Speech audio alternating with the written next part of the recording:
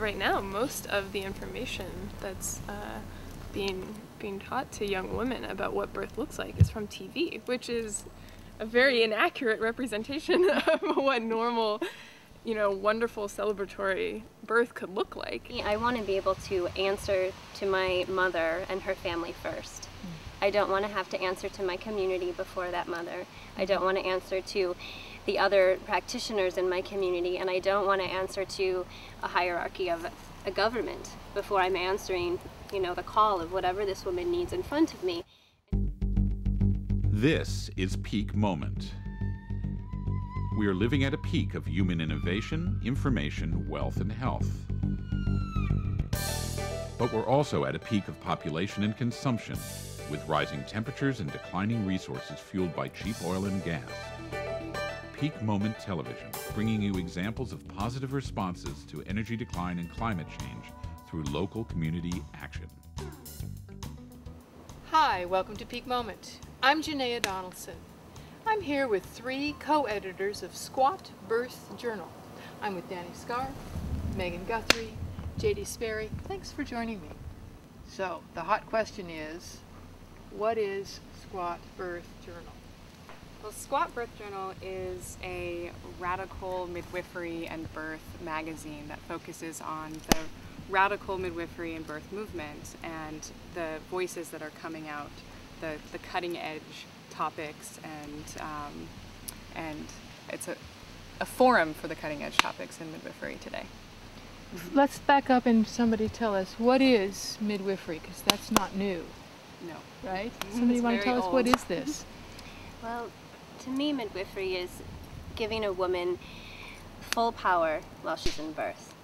Rather than as a person that is assisting her, I'm taking potentially some of that power or holding some of that power on my own, as some types of practitioners potentially seem to do, where to me midwifery was sitting with a woman and holding a space while she went through the process of birthing a child, and understanding that in that space a woman has access to everything that she potentially needs to bring in the new life that's coming forth at that time.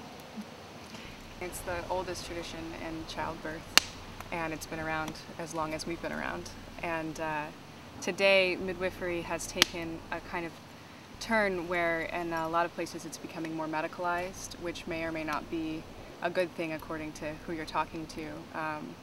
But midwifery has become something that is either accepted by the medical community in some places or not accepted by the medical community in other places. There are some states, I think 11 states, is it? Where midwifery is legal, and then there's states where midwifery is illegal, which means there isn't any legalities about it, and then there's still some states where midwifery is just flat out illegal, or home birth, having a child at home, whether with a midwife or without a midwife, is illegal. So that would say, in those states, birth has become a medical situation, right? It's required to have it be in the medical system. Exactly.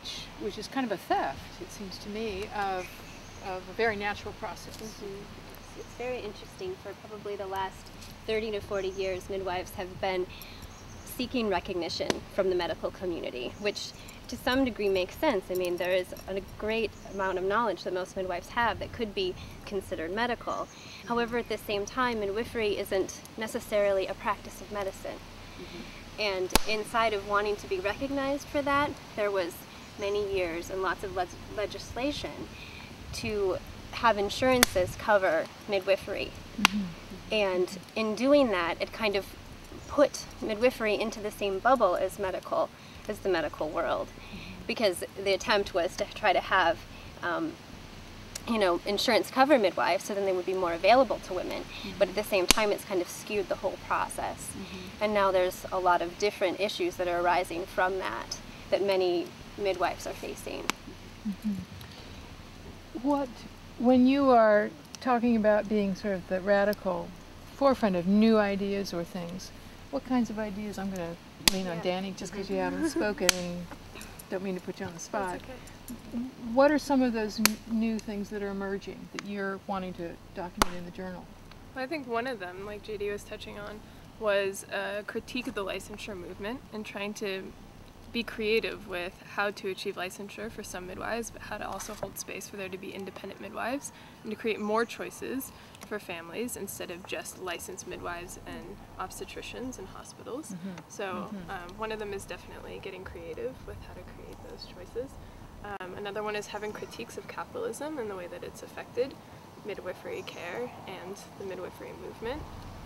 We're also looking at a variety of things, how racism is playing into health as well as accessible healthcare options, how gender is influencing the way that people give birth and how practitioners are relating to people giving birth.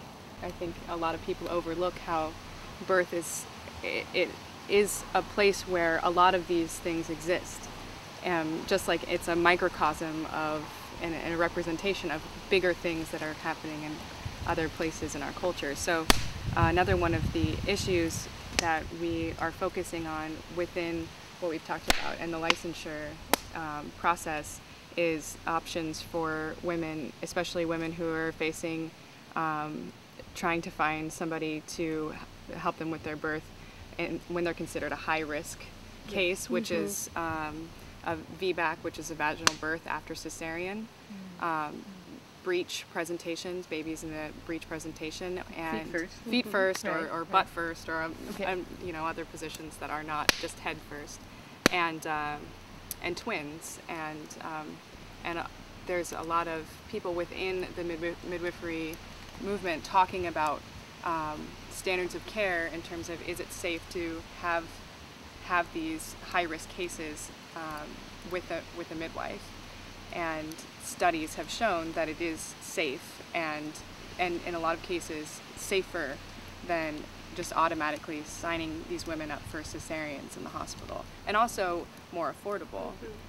We were just talking about the cost for hospital delivery on the way here, and when it's covered by insurance, the cost may only be $500 to a couple $1,000s, but that's out of pocket. That's out of pocket, so Right. they've already paid their insurance. Right. Okay, all right. And so without insurance, a vaginal delivery costs between $9,000 and $14,000, and a cesarean delivery costs between $14,000 and $25,000. That's without insurance. And there's a baby born every 8 seconds in our country. So the resources that are going to that are astounding. And inside of the idea that none of it's, hardly of it could even be necessary. And a hospital birth, the amount of waste that is, accumulated through that process. Relating this then back to our oil consumption, it's incredible. The amount of plastic garbage that's gone through every time a woman has a baby, happening every 8 seconds. And what is the percentage of women who are having babies out of hospital? It's like less than 5% in our culture. It sort of sounds like our system has done a very good job of convincing women that this is the only way to give birth, and marginalizing home birth, midwifery, whatever, very effectively. Very effectively, and it's paralleled, or at least I feel like I can see how well it's paralleled the industrialization of agriculture, of all of these different things that are happening in our society, and now we're kind of coming to this tipping point of so many of these things, and childbirth is one of them, where there's a strong movement now of women having unassisted birth, and there are women who are choosing to have unassisted birth, which technically that's without any type of care provider. It doesn't mean completely on their own, that are doing that almost as a backlash from not wanting to have to be put into a medical picture when they have their baby, but they can't find practitioners who will support what they truly want. And that's not all of the women who are having unassisted birth, but inside of the research and the relations that we've made, it could be a good 50 to 75% of women who are just saying, I'm done with this, I'm going to just go be on my own. And where is that leaving our society? It's really interesting. So it sounds like that backlash is saying, it's sort of like the organic small farm movement. Right. It's people saying, I want to get back to being connected to a very natural process, with the support of my community, the women and other friends, to be there at that birth, to sort of what, recapture some of what has been lost in the industrialization? Is that sort of a way of seeing that? And now kind of where we're coming from is we can take midwifery to a place, or we want to move it to a place where there are options for women, so they don't just feel like they have to completely go away from any type of care, but can find other, you know, support to be with them in their process, to what we're, you know, working on and what you were saying. What you're saying, the political side of this, I would imagine that part of the work is making it legal in places where it isn't, or are you going to try and tackle, or not necessarily. Making it not as illegal Right. in some places. And that the thought process with that is the current system that we're working with, the midwives, let's say for example here in Washington State, are highly medicalized, and they work hand in hand with the medical system and only deal with low risk cases. And so you'll find very few midwives here who will work with high risk VBAC, breech, twin cases, and so the options for people in high-risk categories, or for people like JD was saying who would prefer to have a really hands-off birth process, they're facing either licensed midwives who are highly medicalized in the system, or obstetricians. And everyone's different within that system, but there's also another option which is technically illegal, and that is to work with an unlicensed midwife. And so part of what we're talking about is making it more a part of the system that already exists, and having unlicensed midwives who are in most cases trained just as much as the licensed midwives, a part of what is recognized as a woman's option when she's going to be having a baby, because you get a different care provider in that spectrum. if you could picture your work succeeding, let's say 5 years, 10 years down the road, what would your dreams be for taking this, the edges of the movement? Where would those edges be moved to if you could do that 5, 10 years? Ideally, I'd like to see for families be able to have the kind of birth that they want to have, whatever their best birth looks like, and to be able to have conversations and dialogue around that with their care providers if they choose to have a care provider. Because one of the major issues that I see right now is that, especially within the hospital setting, there are not those conversations happening. There's not time for that. People come in, they have their babies, and they're out the door. There's not relationships being formed. Versus, oftentimes when you have a midwife, there's much more of a setup and an understanding that you're going to have a very dynamic and important relationship with a member of your community, with your midwife, and that it can be a long-lasting relationship. You'll have prenatal care, a birth experience, and postpartum care with the same person, and they'll really get to know you in a multifaceted way. And so I think that if we had access to more midwives, we would be encouraging better communities, essentially, because we would be encouraging stronger relationships. And perhaps fewer traumatized babies and mothers and so on. I mean, what occurs to me as you talk is that there's a need then for women to know, families to know, there are more options. Yes. And so education has got to be a big part of what you And education, not just from the hospital. I talk to a lot of people who, let's say for instance, are going to be having twins, and the only education they're receiving really is from their obstetrician, who says to them, well, this is your only choice, is to have a cesarean. And they hear that and they think, well, here's somebody who is pretty much an expert on my condition, if that's what they're going to refer to it as, and they feel disheartened and disappointed perhaps, and they sign up anyway, because how would you find that other information? It takes a lot of work. And it's happening in the example you shared within the medical community and obstetricians. And then there's a sense that it doesn't happen as often if you're moving to more relationship type of care with a midwife, but it still does occur. It's like this way of giving information but not disclosing everything. If there is a licensed midwife in this community then who is having a woman who has a breech baby, she's sharing with her that their options are to go to Portland, to go to Canada, or to go to the hospital, because or maybe you might be able to find another licensed midwife in this state, but probably not, and I don't know of one, where that's not the only option.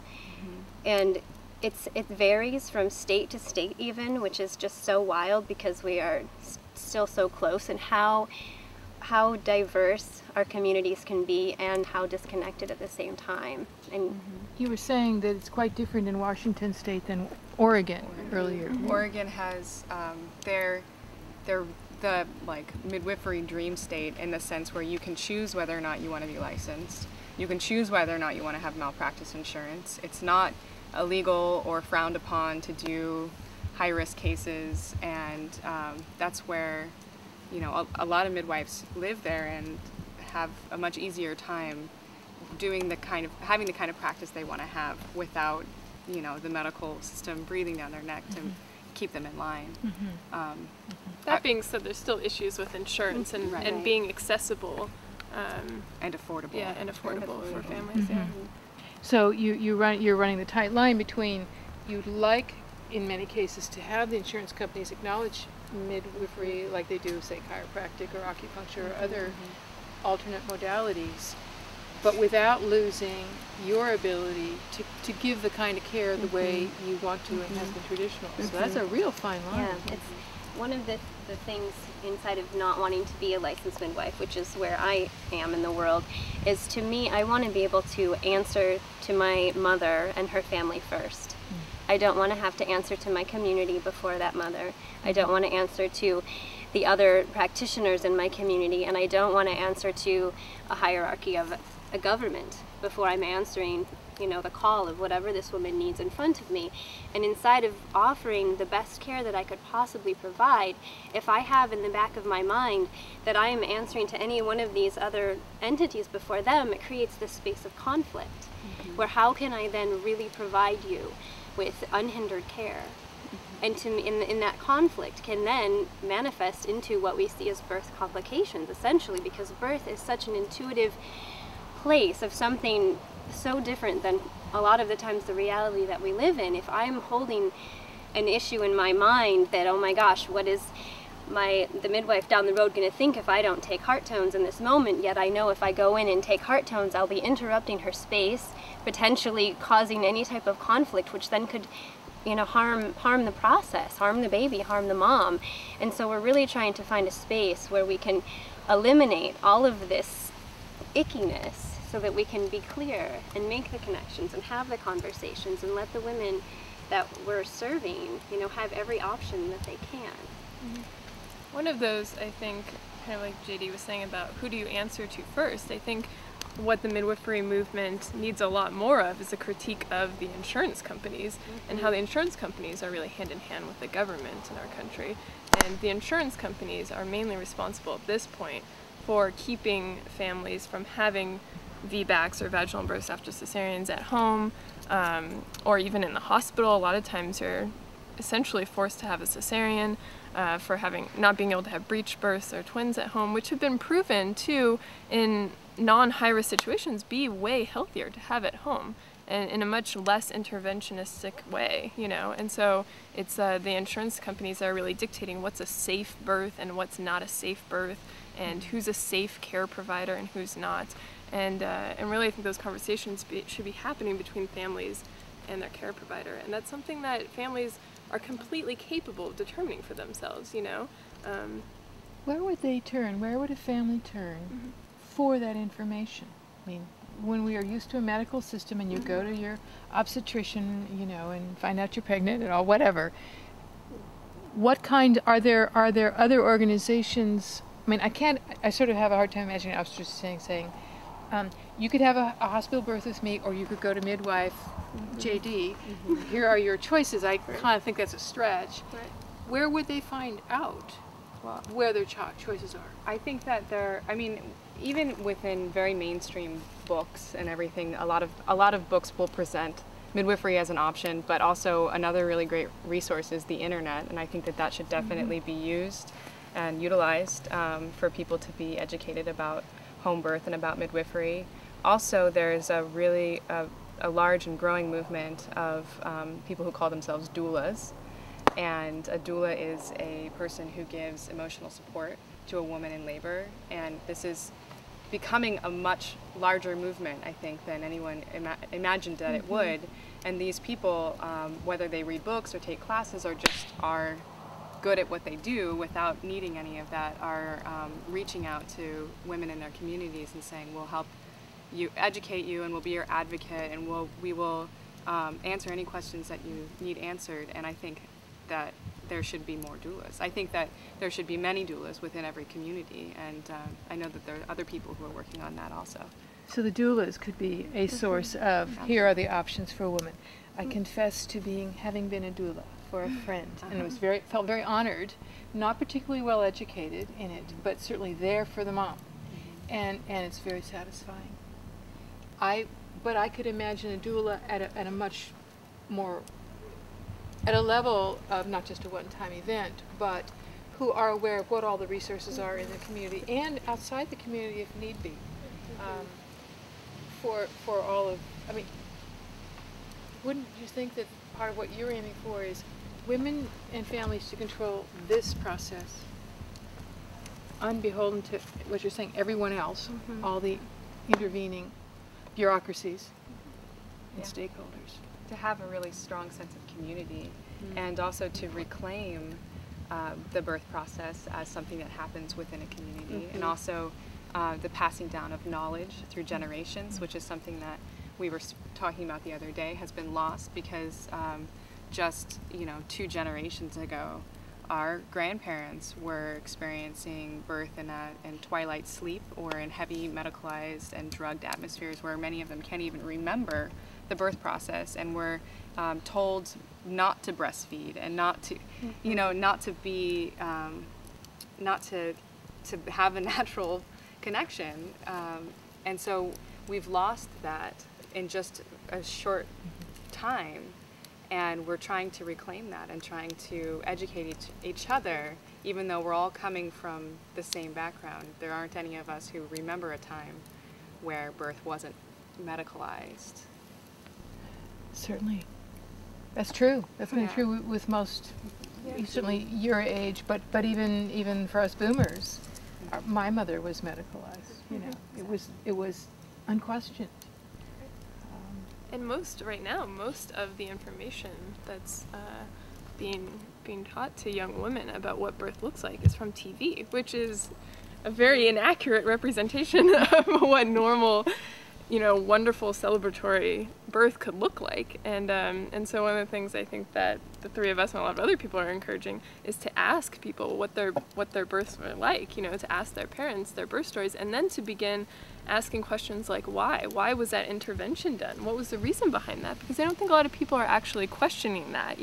I've asked my own mother my birth story, and I said, well, why did that happen? Why did the doctor do that? And her response has been, I don't know. He just did. He didn't ask me first, And so I think beginning to think critically about why birth has begun to look the way that it has is one step in unraveling that process and how to get it back to something where we're really connected to what exactly is going on, and we understand the beauty of birth and why it's working just perfectly when left on its own. Looks to me that the Creator did a real good job with it.